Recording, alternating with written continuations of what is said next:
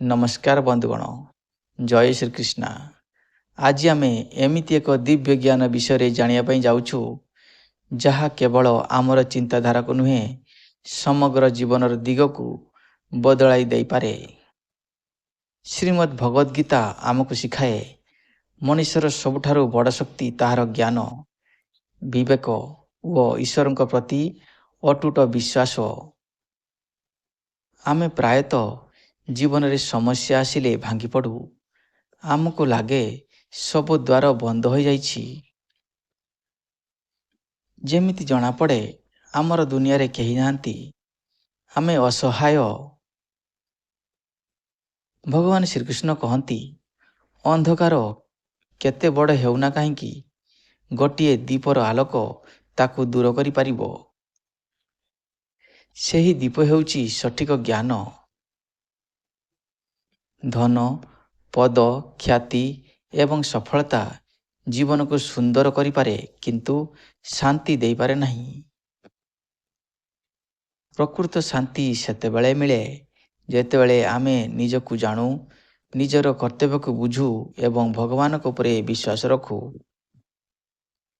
जीवन रे केबे हार मानिबे नहीं। प्रत्येक विफलता आपण को किछि नुआ शिखाइबा पई आसे। प्रत्येक कष्ट आपण को आहुरी शक्तिशाली करिया पई आसे।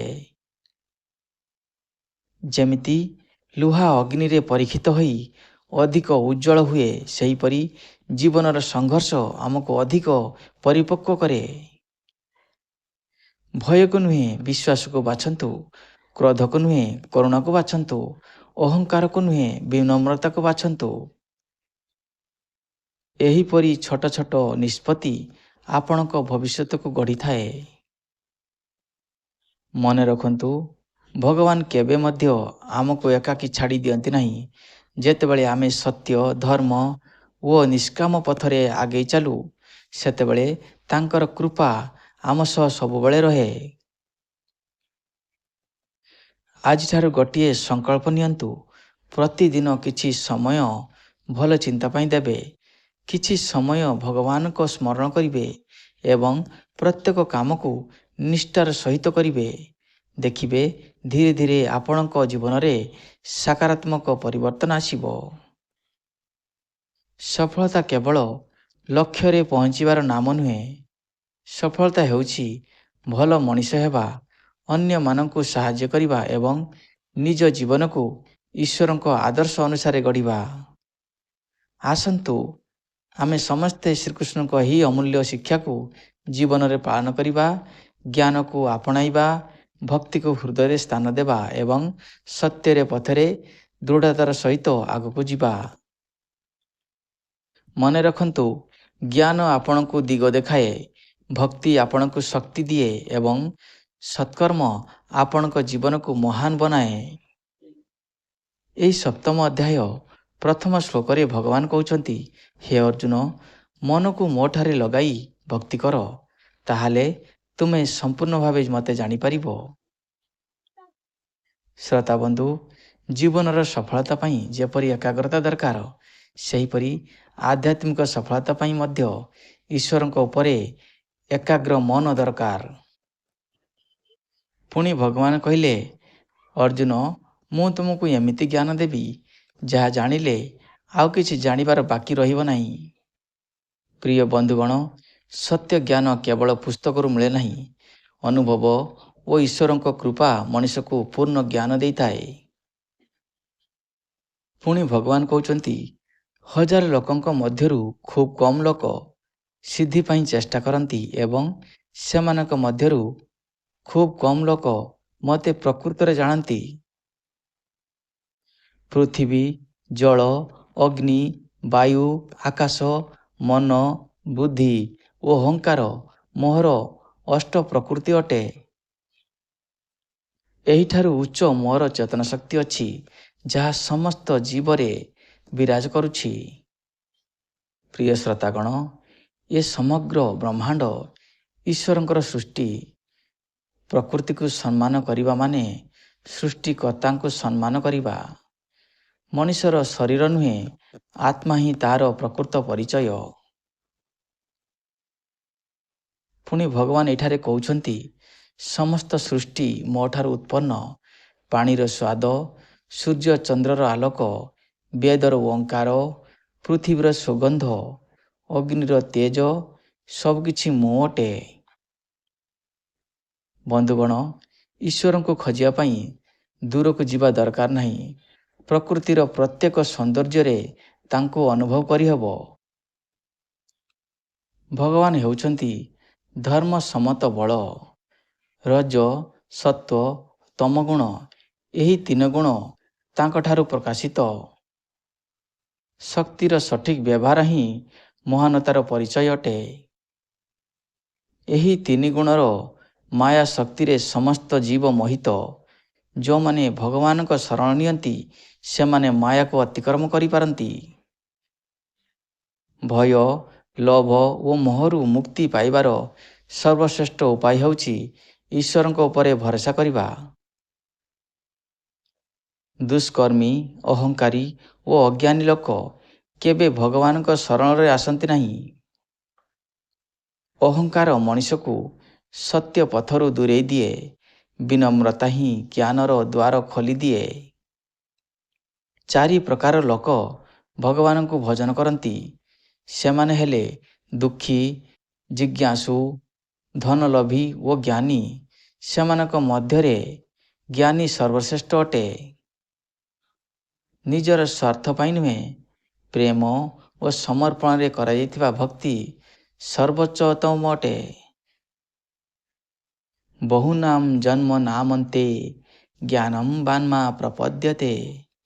ବାସୁଦେବ ସର୍ବମିତି ସୋ ମହାତ୍ମା ସୁଦୁର୍ଲଭଃ। ଅନେକ ଜନ୍ମ ଯେତେବେଳେ ବିତିଯାଏ, ଯେତେବେଳେ ଜୀବ ଜନ୍ମ ମୃତ୍ୟୁ ଚକ୍ରରେ ଘୁରି ଘୁରି ଥକି ପଡ଼ିଥାଏ, ଭଗବାନ ଏଠାରେ କହୁଛନ୍ତି ଅନେକ ଜନ୍ମ ପରେ ଜ୍ଞାନୀ ମୋର ଶରଣ ନେଇ କହନ୍ତି ବାସୁଦେବ ସବୁକିଛି ଅଟେ। ଅନେକ ଜନ୍ମ ମୃତ୍ୟୁର ଚକ୍ରରେ ଘୁରି ଘୁରି ଯେତେବେଳେ ଜୀବ ଥକିଯାଏ, ଯେତେବେଳେ ସେହି ଜ୍ଞାନ ପ୍ରାପ୍ତ କରିଥାଏ ଯେ ଭଗବାନ କିଏ, ବାସୁଦେବ କିଏ, ସେତେବେଳେ ସିଏ ଭଗବାନଙ୍କୁ ଚିହ୍ନିପାରେ ଏବଂ ବାସୁଦେବଙ୍କୁ ସବୁକିଛି ବୋଲି ମାନେ। ସମସ୍ତଙ୍କ ଭିତରେ ଏକ ଦିବ୍ୟ ଚେତନାକୁ ଦେଖିବା ହିଁ ସତ୍ୟ ଜ୍ଞାନ। ଇଚ୍ଛାର ମୋହିତ ଲୋକେ ବିଭିନ୍ନ ଦେବତାଙ୍କୁ ପୂଜା କରନ୍ତି। ସେମାନଙ୍କ ଫଳ ଅସ୍ଥାୟୀ ଅଟେ। କ୍ଷଣିକ ଲାଭଠାରୁ ଶାଶ୍ୱତ ଆନନ୍ଦ ଅଧିକ ମୂଲ୍ୟବାନ। ଅଜ୍ଞାନୀ କେବେ ହେଲେ ଭଗବାନଙ୍କର ଦିବ୍ୟ ସ୍ୱରୂପକୁ ବୁଝିପାରେ ନାହିଁ। ସେ ଏହି କଥା ଜାଣିନଥାଏ ଯେ ଭଗବାନ ଅତୀତ, ବର୍ତ୍ତମାନ ଓ ଭବିଷ୍ୟତ ସବୁକିଛି ଜାଣନ୍ତି। ଈଶ୍ୱରଙ୍କ ଯୋଜନା ଆମ ବୁଝାରୁ ବହୁତ ବଡ଼। ଧୈର୍ଯ୍ୟ ଓ ବିଶ୍ୱାସ ରଖନ୍ତୁ, ଆପଣ ବୁଝିପାରିବେ। ରାଗ ଓ ଦ୍ୱେଷ ଦ୍ୱାରା ମଣିଷ ମୋହିତ ହୁଏ। ଯେଉଁମାନେ ପାପରୁ ମୁକ୍ତ ସେମାନେ ଦୃଢ଼ ଭକ୍ତିରେ ଭଗବାନଙ୍କୁ ଭଜନ କରନ୍ତି। କ୍ଷମା, କରୁଣା ଓ ସତ୍ୟନିଷ୍ଠା ହୃଦୟକୁ ପବିତ୍ର କରେ।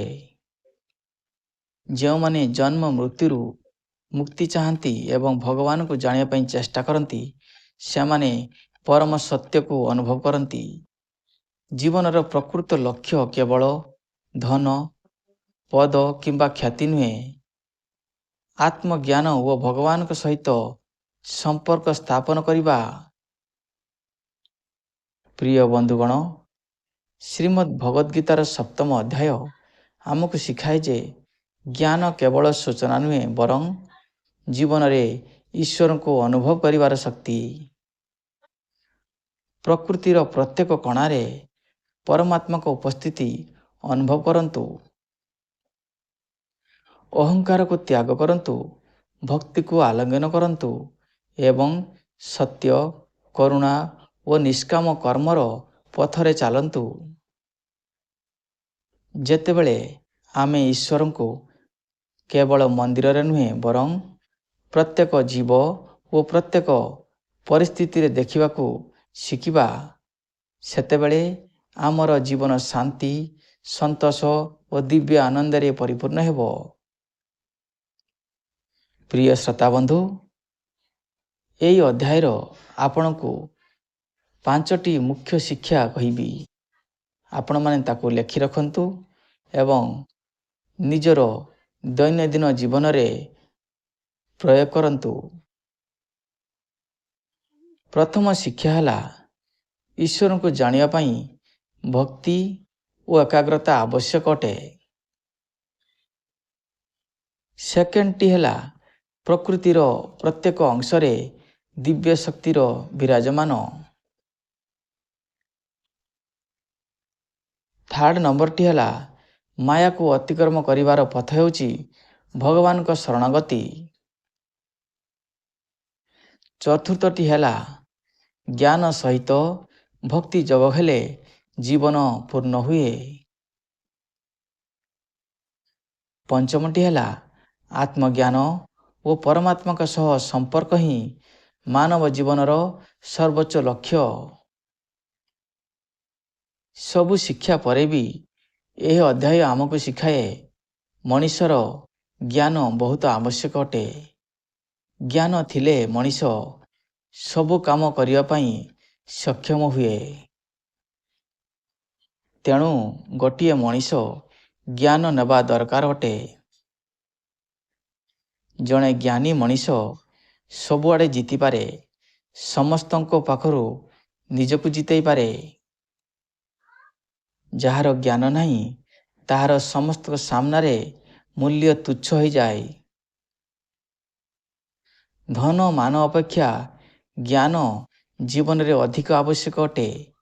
ଯଦି ମଣିଷ ଦୁନିଆରେ ଭଲରେ ବଞ୍ଚିବା ପାଇଁ ଚେଷ୍ଟା କରୁଛି ତାହେଲେ ତା ସହିତ ଜ୍ଞାନ ବି ଅର୍ଜନ କରିବା ଦରକାର।